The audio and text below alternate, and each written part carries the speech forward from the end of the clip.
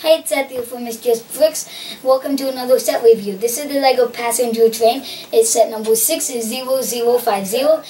It's a high-speed passenger train. It has ages 6 to 12, 610 pieces. It's $150, and that's 25 cents a piece, which seems expensive, except for the fact it comes with the remote, the motors, and all these special electronic pieces. So it's basically sort of like a Mindstorm train. It's 7 speeds, and you can use the speed based on spinning this dial. This controller is designed for controlling two things at once or something, and you can control it to go back and forth. So if I just show you that right now, it's really cool. There's actually a button up there, and that will tell you whether it's on with the little LED, and it will move back and forth. As you can see, I can make it go fast and slow, but for the introduction, we'll show you this more later, but for the introduction, I'll just keep it slow so I don't drive it off the table. Let's take a closer look right now. These are the minifigs. This is the train driver. Here's the little two-way symbol because the train can go two ways. There's no front. And this is one of the passengers. She has her luggage, a little tag on her that's, I think, is supposed to say press because she's like a reporter passenger. And then this is another passenger that's on it. He has his bike. Nice front printing on all of these minifigs if you look at it. Let's take a look at the backs right now. Okay, so none of them have double-sided faces. This is the one passenger. This is the reporter or passenger or both. Not exactly sure. And this is the driver.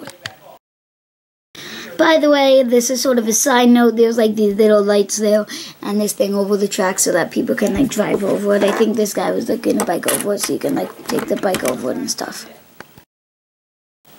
So this is a little micro bale thing that is like the train station, and you can see it has where the train's going to be, its routes, and it has some cities in there: Berlin, Madrid, Moscow, Dublin, London, Vilnius, Paris, and Rome. Sorry if I didn't say the cities correctly. And it also has the times and stuff. And then this is the station, and it's supposed to clip on to the track on a straight section like that. So this is the side, the front, and the side. This is the car that has all the electronics. You can sort of see the wires in it. If you take off the top, only 2 of the pieces come off, and there's like wires, and there's a little control center. This is the infrared receiver that works off the infrared remote. Very nice. And then the electric motor's in there. And then this is a button. Well, if you want to turn it on, you press that down, and then the green LED goes on, and if you want to turn it off, you just press it back down. Okay, so the front also comes off. As you can see, it comes off, and it doesn't look great, but there's a little control panel in there that says like the time and has a level and a few other things. So what do you think of this set? Tell us in the comment section below. I think it's great. I mean, they could do better in the amount of passenger seating that there is, and it is a little bit expensive. It's about 15 cents per piece more than you want, but it does have electronics.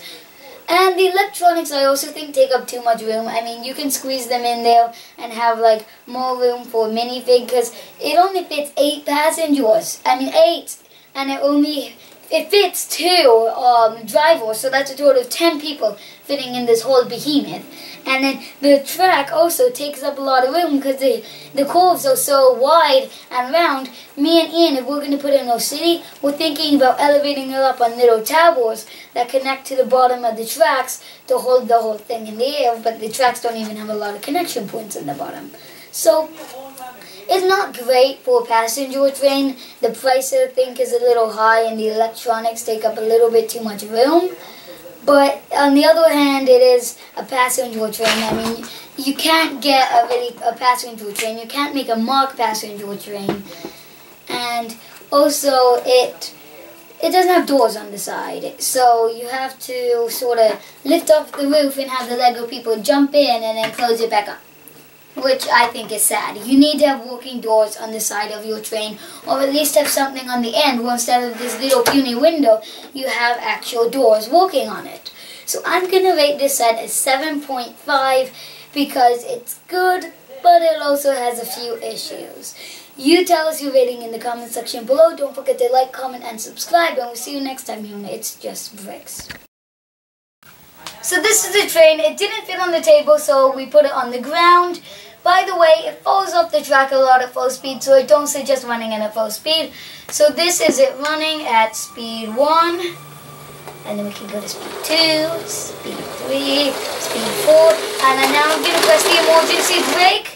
And it stops immediately. It's the red button on the remote. There should be 2 of them.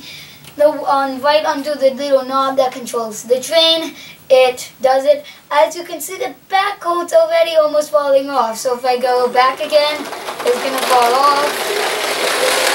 Right there. So I guess I'll just plow through it. And that was an idiotic idea. Okay, so this is the fourth code because as you saw, the last code totally crashed. So this is the motor code to show you that how fast it can go. And I'm going to go top speed. And that's really fast. I mean, it's like a bullet train. And like